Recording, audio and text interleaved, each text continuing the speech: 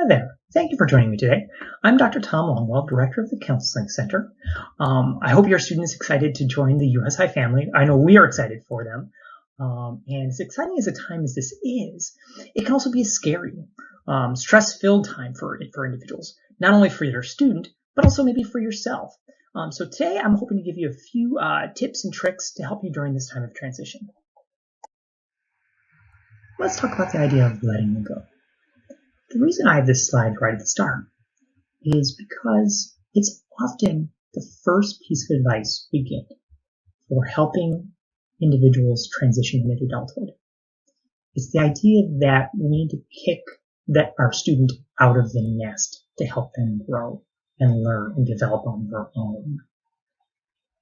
But let's examine the validity of this idea of letting go. Let's do this with a little experiment. I want you to close your eyes for me for just a second. Now put yourself back in the time when your student was just being born, and you count their little fingers and their little toes. Now they're 4 and 5 years old. And you come home from work, and your student just runs to you with open arms and gives you the biggest hug just because they missed you today. Now they're 7 and 8 years old, playing in their first soccer game, and they're just so excited. Now open your eyes. Now they're 18 years old and you need to let go. That probably doesn't work for you, right? And the reason it really doesn't work for you is it implies an emotional distancing, an abandonment of, frankly, both your needs and your students' needs. That's not really possible, nor is it desirable. The good news is your student's always going to need you. If you think to some of your elder family members, do you still need them? Yeah, you probably do. Maybe not in the same way that you once did, but you probably still need them. So the good news is you don't have to let go. You're just in a new parenting phase, which requires a change in parenting style and strategy. Since we're talking about moving into a new parenting phase, let's talk about where we've been with parenting. When they were really small and really young, we were providing much more supervision, kind of in this area. And we had to help our student meet all their needs. We would feed them, change them, so forth and so on. And that was very appropriate for that stage in life. Definitely not appropriate now, right? At the same time, we don't want to go too far in the other direction either, where we don't meet any of their needs, or very few of their needs, nor do we provide any supervision. We just can kick them out of the nest. That's not so great either. Really, ideal parenting at this point is guiding our students to become more self-reliant in meeting their own needs. Another way of restating this goal is simply saying we're going to help transition our student into adulthood. And as an adult, we want them to be self-reliant, but yet still seek guidance, input, and support from knowledgeable and caring individuals, such as yourself. They're still going to need you, no matter what phase of life they're in. I think back to my own life. When I was buying my first house, I had completed a doctoral program. I'd been working for a year. I called up my dad and I said, "Hey, Dad, can you look at my finances? Here's what I'm making. Here's my amount of debt. Is this a smart option?" I turned to my mom and said, "Mom, I'm scared. Can I do this?" And they supported me with that decision. They helped me make that decision. And this is just one example of how I still need my parents. So again, the moral of the story is your student's going to still need you, but just in a different way. And you'll always be an important part of their life. And so you don't have to let go. One of my favorite quotes is listed at the top here. It says, "There are only 2 lasting bequests we can hope to give our children. One is roots, the other is wings."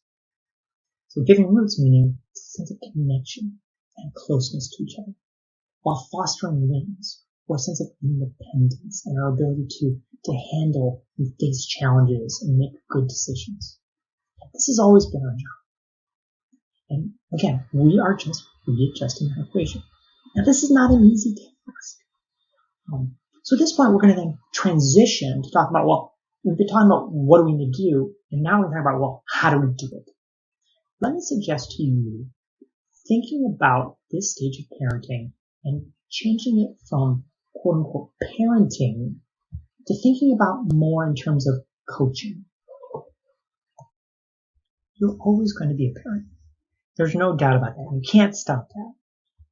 But in your parenting strategies, again, we want to try to change your basic mindset from being a parent to a coach. And why do we suggest that? Well, because when we're the parent, we make all the decisions. We're the one in authority. We don't want to see our students struggle.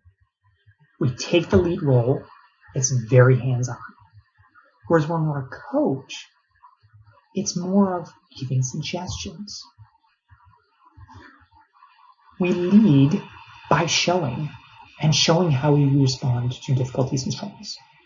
And then we support our student through those struggles. It's not that we're not part of the game, but we're in a more supportive way. And we seek to empower our student to deal with their life and their problems and challenges. While our ears and our eyes are open, we take more of a hands-off approach to guide them through their struggles. Let's talk some more about being a good coach. So again, coaches are still involved in the game. They're active in the game. They're not passive, but they're active. They're just not playing the game themselves. So as this active participant in your student's life, absolutely attend their important events. Go to the things that are important to your student. Get to know their friends.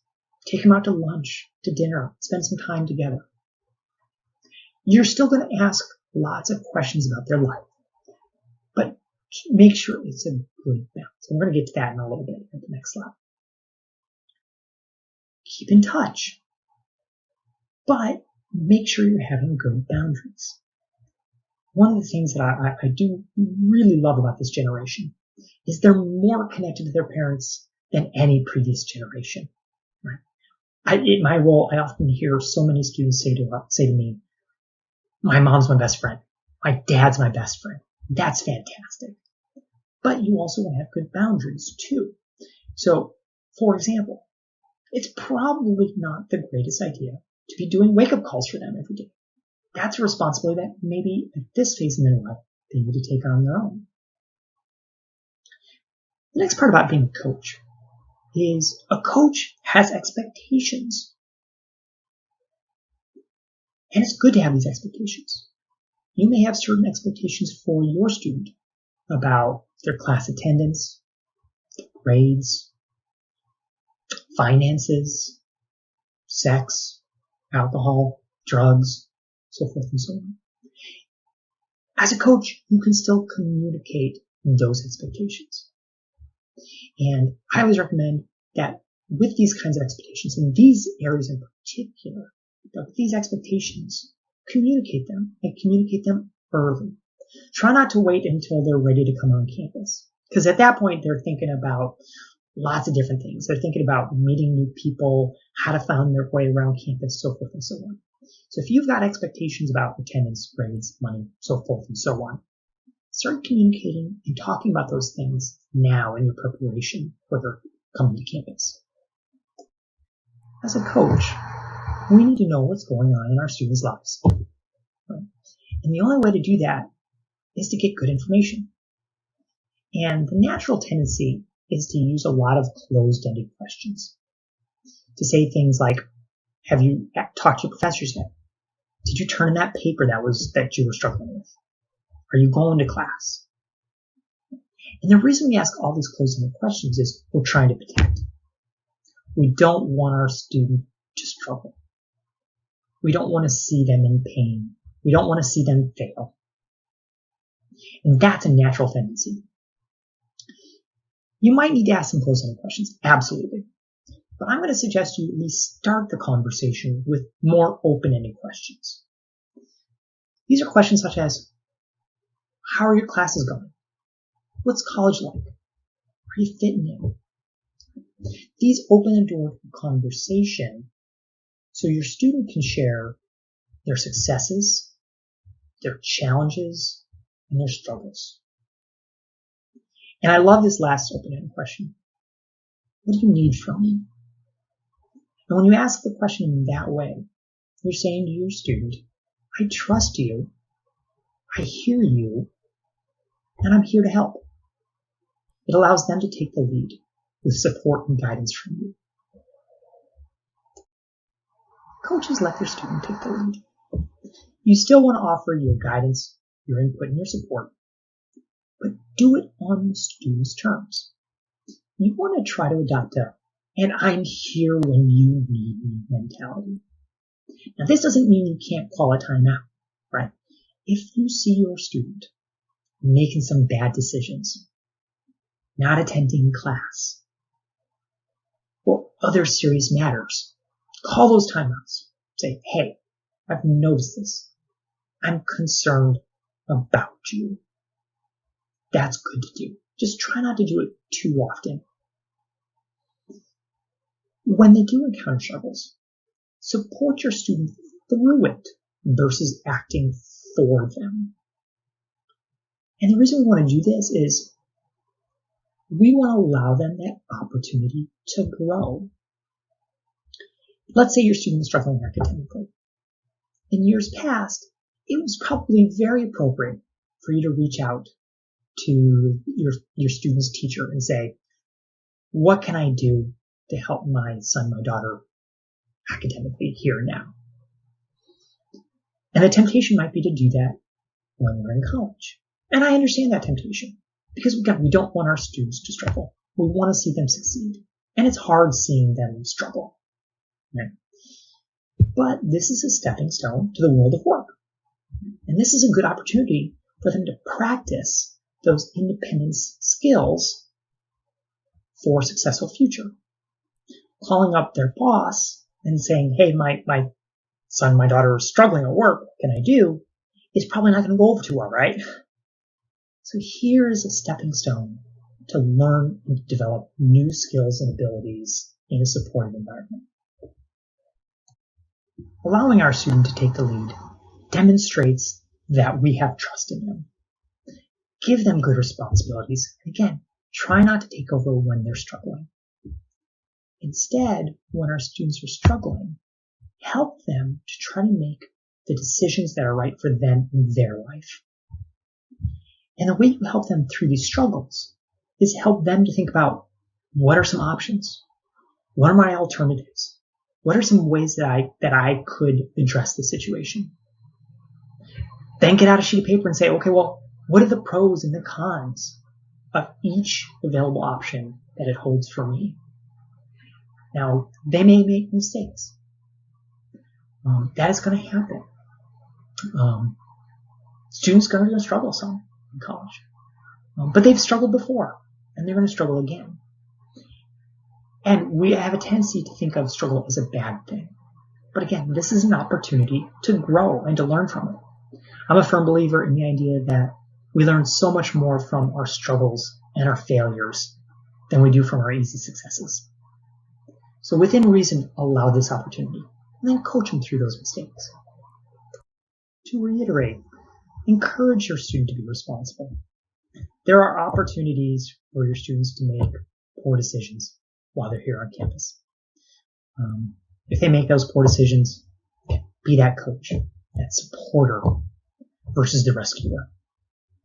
If problems occur, be respectful and open and honest in your discussions together. And encourage them to think about what is it that they need to do. Help them to navigate the resources and options available to them. Now that we've fully explored the coaching mentality, let's talk about the emotional preparation for this transition. But before we get to your student, let's talk about you as a parent. We do this for two reasons. First, because you as a parent are our partner, and we care about you as parents. We want to support you during this difficult time for you.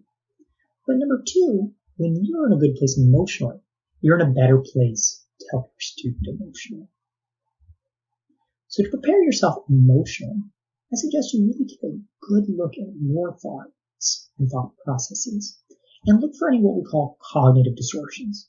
Basically, it's just problematic thinking patterns. Okay? The first one we have is catastrophizing. This is when you take a situation and make it so much bigger than it is.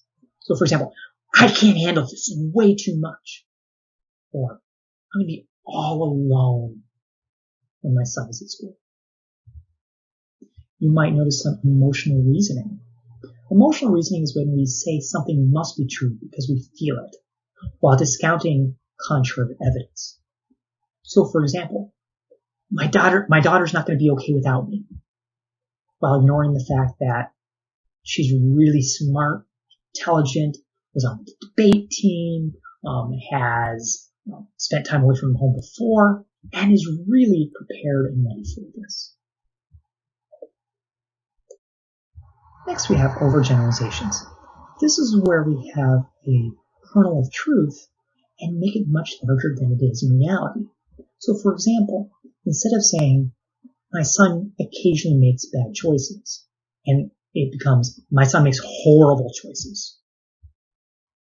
Instead of saying, my son still needs me for a lot of things, becomes, my son needs me to be there for everything and to help make all of his decisions.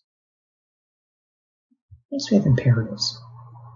This is where we overestimate negative consequences. Precise, fixed expectations are not met. So, for example, I have to talk with my daughter every day, or I can't handle this, or I'm not going to be okay. Next, we have labeling. This is when we put a fixed label on ourselves, someone else, or the situation. So, for example, this is going to be awful. I'm weak. I can't deal with this. Next, we have negative filter. This is where we pay a lot of attention to one negative detail of the situation instead of focusing on the entirety of the situation.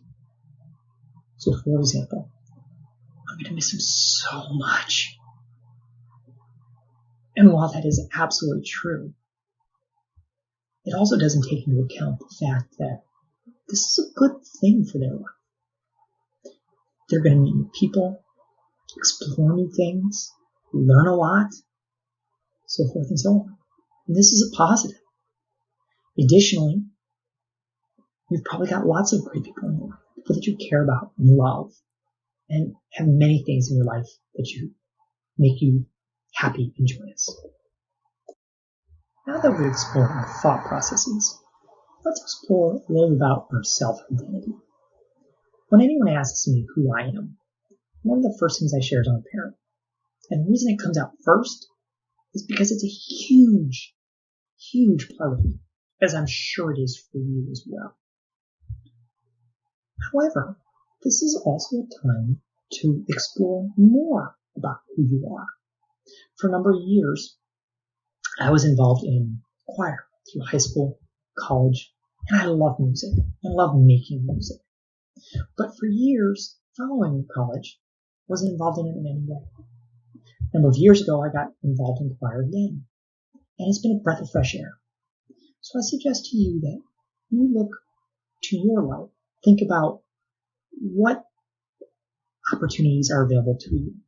What actions can you take, whether it be music like me, or whether it be art, or hobbies, or involved in any kind of local organizations.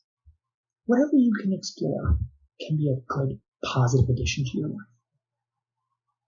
Expect things to be different and realize that this is a good thing. You love and care for your student as they are now, because you absolutely should.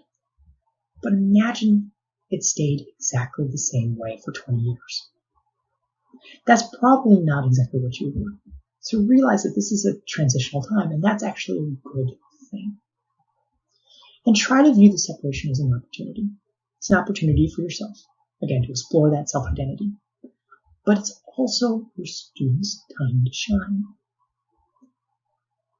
Back when they were young, they talked about their career plans, where they wanted to be a doctor, a lawyer, a physicist, so forth and so on. This is their opportunity to shine. And view this through that positive lens, that it might be a struggle, but this is a great time for them. Going back to the topic of self-talk, if you found yourself connecting with some of those cognitive distortions we discussed earlier, let me suggest you try some of the following.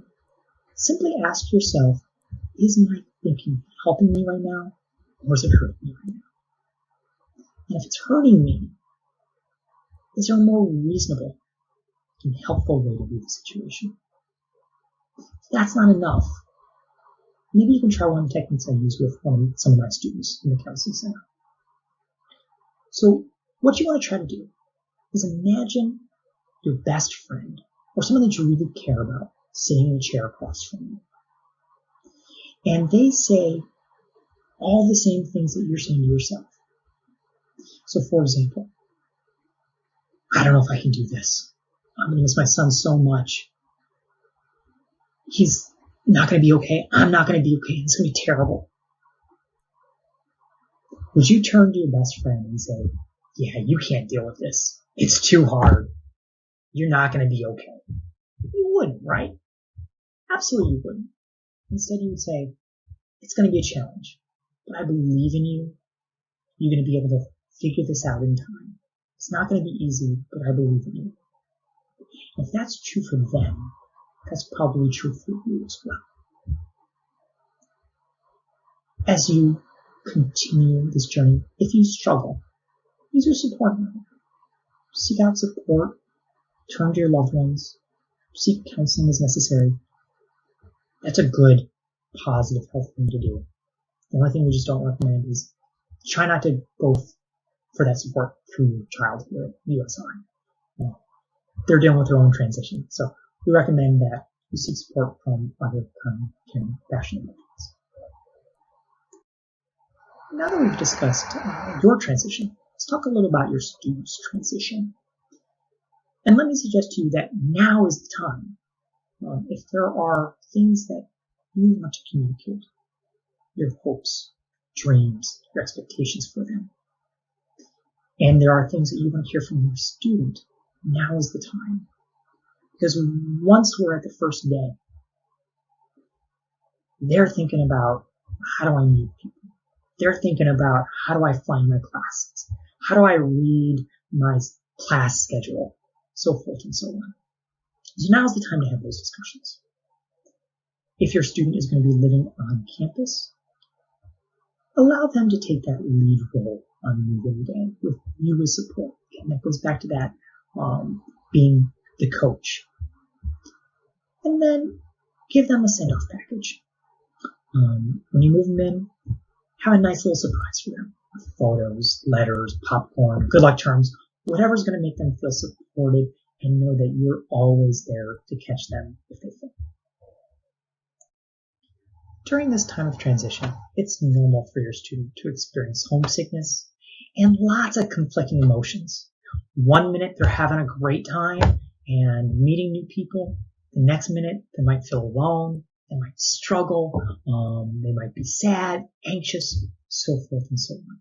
It's normal to have these conflicting emotions that tend to be pretty intense. Okay. They might also have some sobering realizations. I know if they're anything like me, high school was pretty easy. I didn't have to study all that much, and I got to college, and it was a lot different. I absolutely had to study. So they may also experience some academic problems. Time management issues can occur because our schedules, unlike in high school, that were hour by hour, there's a lot more free time to make good choices with or poor choices with. Keep in mind that this is normal for the vast majority of our students. For the vast majority, this will pass in time. Your job is just to support them, care about them, and coach them through it. When your students do struggle, they're likely to reach out to you for comfort and support. They're reaching out to you because they know you're a good source of support. Continue to provide them, encourage them, and use all those wonderful coaching skills we talked about earlier. And help them to know that you're always there, no matter what. The ways you do that is you send care packages, write to them, send them cards, visit. Just be careful not to do it too often or unexpectedly. If your student continues to struggle, you think maybe they're struggling with some anxiety, depression, or they just really need a place to talk, the Counseling Center is here to support your student. Our services are confidential, they don't cost them any additional money, and it's a really positive, good resource to help your students. And with that, I will say thank you for your time and attention. I hope it's been a worthwhile presentation for you.